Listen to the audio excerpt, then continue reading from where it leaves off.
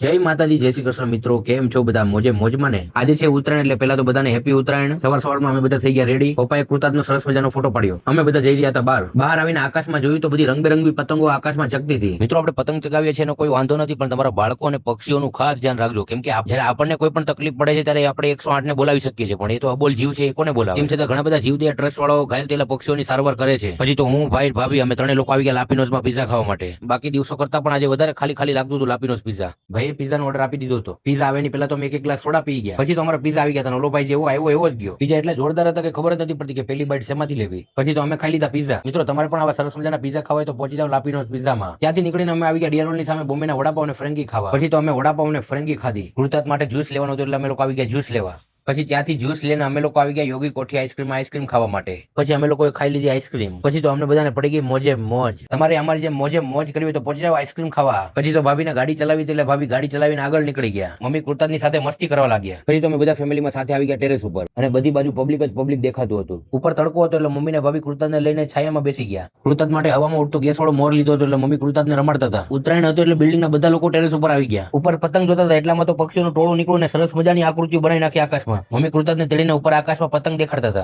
ओए मुन्ना, ये कृतार्थ भी पतंग मांग रहा है, इसको भी दे दे। ये देख कैसे देख रहा है भैया।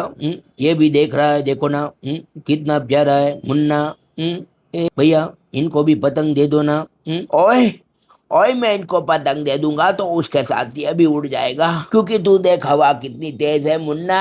ओए मुन्ना, ये उसके पापा और दादा खड़े हैं, तू और मैं अभी सटक लेते हैं, वरना अपन को मुंह तोड़ देंगे। बात तो तुम्हारी सही है भैया, अपन भी निकल लेते हैं, वरना ये लोग अपना मुंह तोड़ देंगे और पतंग के साथ साथ अपन को भी उड़ा देंगे। કૃતાર્થ માટે અમે જે મોર લાવ્યા હતા તે દોરી તૂટતા હવામાં ઉડવા લાગ્યો. ઉડતા ઉડતો તો છેક ક્યાંય ને ક્યાંય જતો રહ્યો. દિવસ આથમતો હતો એટલે સૂરજ દાદા ચોખ્ખા દેખાતા હતા. ઘડીક થતા ઉપર જોયું તો વિમાન પતંગની સાઈડ કાપી ગયું. થોડીક વાર થઈ તો અમારા ટેરેસ ઉપર ઉડતી બાહુબલી પતંગ આવી.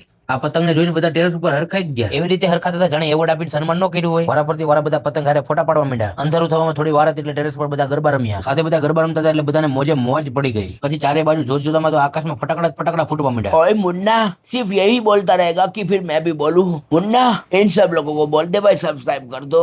तो दोस्तों, आप लोग भी जतिन आहिर ब्लॉग चैनल को सब्सक्राइब कर दो ना।